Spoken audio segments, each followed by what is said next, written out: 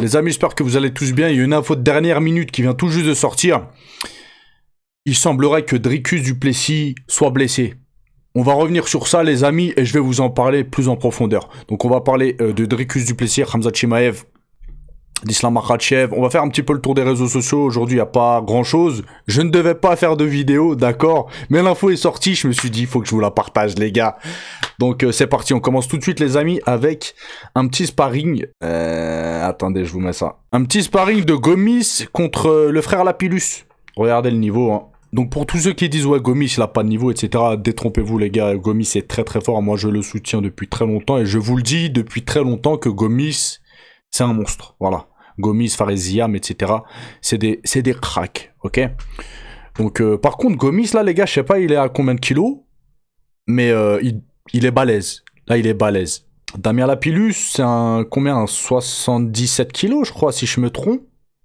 Si je me trompe pas, 77 kilos qu'on me reprenne. Donc regardez Gomis à côté. Là, je pense, peut-être que je me trompe, mais là, Gomis, il fait plus de 80 kilos, les gars. Après, peut-être que je me trompe, hein.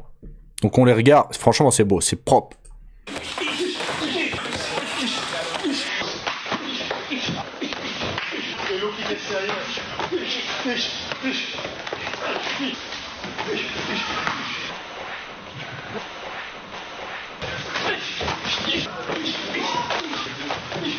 Bien joué.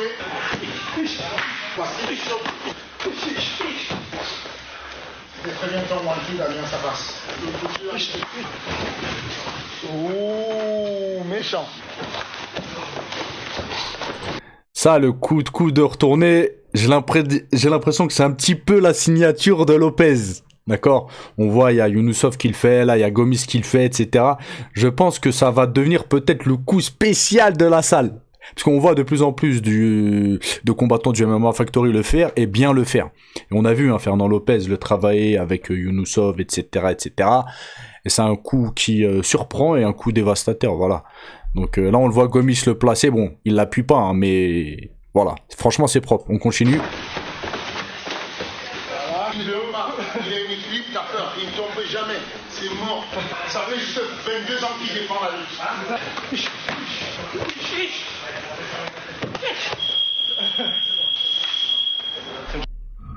C'est très propre comment il travaille sans appuyer, etc. C'est magnifique là, il travaille technique, etc. Franchement, j'ai kiffé le petit sparring. Maintenant les amis, on va parler d'Ankalaev qui envoie un petit message à Alex Pereira. Il lui a dit quoi? Alex, je suis prêt à te donner une revanche. Si tu le veux vraiment, prépare-toi juste à une tempête lors du prochain combat. Une tempête que tu n'as jamais connue dans ce sport. Après, bon, oui, la tempête, elle peut venir d'un côté comme de l'autre. Voilà. Donc, c'est bizarre qu'il laisse ce message-là.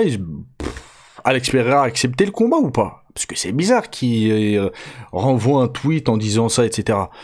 Donc moi j'avais entendu que c'était signé, c'était pas signé. Franchement c'est compliqué avec les combattants UFC, avec cette organisation. On entend tout et n'importe quoi les gars. Donc je sais pas. Je sais pas si le combat, la revanche va avoir lieu, si elle est préparée, si c'est signé, si ça ne l'est pas. Bref, on verra bien. Maintenant les amis, on va parler de Madalena qui défend Belal Mohamed. Bon, Belal Mohamed, aujourd'hui c'est un excellent champion. Il a un style. Il a le style qu'il a, mais il est très très fort, d'accord? Depuis qu'il allait s'entraîner avec le clan de Khabib, etc., il a gagné vraiment un très très haut niveau, il a une très grosse condition physique, une très bonne lutte, etc. Il a l'air très puissant. Et là, il y a Jack Della Maddalena qui le défend. Parce qu'il y en a beaucoup, ils ont la critique facile, etc. Donc il a dit quoi? Il est doué pour gagner. Les gens doués pour gagner ne sont pas toujours les plus passionnants. Après, il dit quoi? Il le compare à GSP. Il a dit il a réussi à s'en sortir un peu à l'époque. Et puis une fois sa carrière terminée, on s'est dit ah, là il parle du GSP parce que voilà... il était beaucoup dans la gestion de combat aussi, GSP. C'est pas beaucoup. Il était à 90% dans la gestion de combat. Il partait pas à la bagarre, etc. Lui, son but, c'était de gagner. Voilà. Donc, c'était pas non plus les combats les plus spectaculaires qu'il pouvait mener. Mais tactiquement, techniquement, c'était extrêmement propre ce qu'il présentait, ce qu'il faisait. Après, je pense pas que quand même c'est du niveau de Belal Mohamed. Je pense que GSP, techniquement, etc., il était... ça a été l'un des meilleurs combattants au monde et ça a été l'un des premiers combattants les plus complets qu'on pouvait avoir. Lui, il variait sa garde, même en striking. Il pouvait se mettre en garde de karatéka, en garde de boxe taille, etc. Il y a des années, il était revenu sur ça, je m'en rappelle, c'est pour ça que je vous en parle. Et il avait dit, lui, il n'avait pas une façon de combattre spécifique. Il s'adaptait beaucoup à son adversaire. Donc il pouvait, comme je vous ai dit, changer de garde, etc. Bref, ça a été l'un des meilleurs combattants au monde. En tout cas, il fait partie du top 5 des meilleurs combattants au monde. Voilà. Pour moi, c'est indiscutable. Un mec qui vous donne son top 5 des meilleurs combattants au monde. Soit il met GSP, c'est bizarre. Voilà, c'est bizarre. Donc il le compare à GSP, pas dans le fait qu'il soit aussi doué que lui, mais plutôt dans le fait qu'il est dans la gestion de combat. Voilà. Donc il met les points sur les i, hein. C'est vrai, Belal Mohamed aujourd'hui il est champion, les gars, et il est champion de l'UFC. Il n'est pas champion d'une petite organisation. C'est comme Dricus du Plessis. Il y en a, ils aiment pas sa façon de combattre, ils disent il est nul. Alors que c'est du n'importe quoi, les gars. Voilà. Pour Belal Mohamed, c'est pareil. Tu peux ne pas aimer son style, mais aujourd'hui il est champion. Il a prouvé qu'il méritait, quoi. Voilà. Maintenant, on va parler de Michael Bisping, qui a pris la parole concernant Islam Makhachev. Il y en a beaucoup qui disent, si Topuria doit monter chez les 70 kilos et faire un combat pour pouvoir prétendre au titre, bah, Islam Makhachev, s'il va chez les 77, pareil. Alors que vous vous trompez, les gars. Et là, Bisping revient sur ça. Et c'est bien qu'il revienne sur ça et que quelqu'un prenne la parole. Parce que Islam Makhachev, c'est pas n'importe quel combattant. Islam Makhachev, en 2025, c'est pas Ilia Topuria. Ilia Topuria n'a absolument rien prouvé. Que vous l'aimez ou pas, c'est comme ça. Il a absolument rien prouvé. Après, si, il est champion de la catégorie, mais je parle comparé à Islam Makhachev. Islam Makhachev, c'est le combattant qui a défendu le plus dans l'histoire de l'UFC le titre dans cette catégorie-là. C'est le champion pound for pound. C'est le meilleur combattant au monde. Hein. C'est à chaque fois, il prend des combats en short notice, etc. Il fait que des finishes. Voilà, c'est pas il est dans la gestion de combat, non, il est dans les finishes, lui. Bref, on peut pas comparer, en fait. Islam Makhachev, aujourd'hui, c'est indiscutable que s'il va chez les 77 kilos, avec le palmarès qu'il a et tout ce qu'il fait, etc., il combat pour le titre, lui, il a pas besoin de prouver. Contrairement à Ilia Topuria ou un autre combattant. Voilà, après, il y en a, ça va vous plaire. Il y en a qui vont écouter, mais qui vont pas entendre ce que je dis, par haine d'Islam Makhachev, mais c'est un fait. Et Michael Bisping, c'est ce qu'il dit. Il pense que l'UFC ne retirera pas le titre à Islam Makhachev s'il monte de catégorie. Contrairement à Ilia Topuria. Si Islam Makhachev veut monter chez le 77, il va rester champion des monts de 70. Parce qu'il a accepté des combats à la dernière minute. Parce qu'il est le poids léger le plus titré de l'histoire de ce sport. Je sais pas si vous imaginez, les gars. D'accord ? Je sais pas si vous imaginez. Et il y en a qui disent, il a peur d'Ilia Topuria. Il est prêt à aller se taper contre les 84 kilos, les gars. Ok ? Et vous... Ça n'a pas de sens. Après, il dit quoi ? Il n'y aura pas de discussion insensée sur la destitution d'Islam Makhachev. Ça n'arrivera tout simplement pas. Après, on peut pas savoir. Mais voilà. Je pense que Bisping, il est mieux placé que nous pour parler. Il a des sources à l'UFC. Il a été combattant à l'UFC, etc., etc. Voilà. Il doit savoir plus que nous. Et même à côté de ça, ce qu'il dit, bah, c'est très vrai, en fait. C'est très, très vrai. Maintenant, les amis, on va parler de Movsar, qui a pris la parole concernant Islam Makhachev. Il a dit, Islam pourrait me TUER. Parce qu'on l'a parlé, s'il se sentait capable et s'il voulait un jour affronter Islam Makhachev pour le titre, etc. Donc il a répondu ça. Islam pourrait me wet. D'accord ?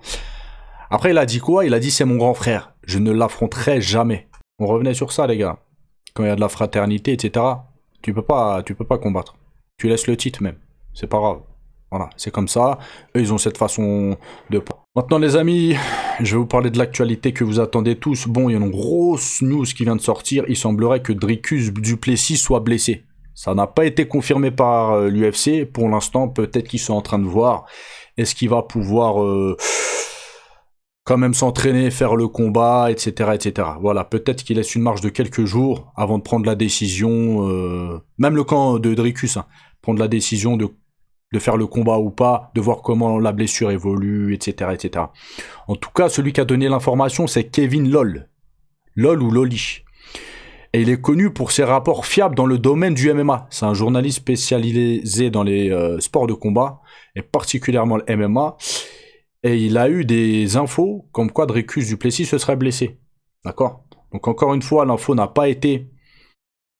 attendez, parce que là je suis sur un site américain, je regarde, tac tac, c'est les médias anglo-saxons hein, qui rapportent l'info, donc attendez, une petite seconde les gars, Donc il a dit quoi? Il a dit: je suis informé que Dricus du Plessis s'est blessé. Et bien qu'il n'y ait pas de confirmation, voilà, par l'UFC, hein, si c'est exact, un combat entre Dricus du Plessis et Khamzat Chimaev ne pourrait ne pas être la main event de l'UFC 317. Voilà. Par contre, les gars, si Dricus du Plessis, c'est ça qui est bien, là c'est ça qui est bien, les gars. Si Dricus du Plessis combat par Khamzat Chimaev, c'est qui va prendre la place de Dricus du Plessis? Normalement, j'en bégaye. Normalement, c'est qui? Bah, c'est Nassourdine, les gars. Nassourdine Imavov. Donc là, par contre, les amis, bah, moi, je suis pour Nassourdine à 10 000%. Voilà, la question ne se pose pas. Vous vous en doutez bien. Mais ça risque d'être compliqué pour Nassour. Ça risque d'être compliqué pour Nassour. Parce que voilà, Nassourdine, même s'il a fait des progrès en lutte, etc., ça reste un striker. Et contre Khamzat Chimaev, les amis, bah, les lutteurs ont toujours l'avantage, en fait. C'est ça le truc. Vous prenez un striker et un lutteur, le lutteur aura toujours un petit avantage. Donc voilà. Juste par rapport à ça, sur le papier, je pense que Khamzat Chimaev est favori. Sur le papier, bien évidemment, dans un combat, tout peut arriver.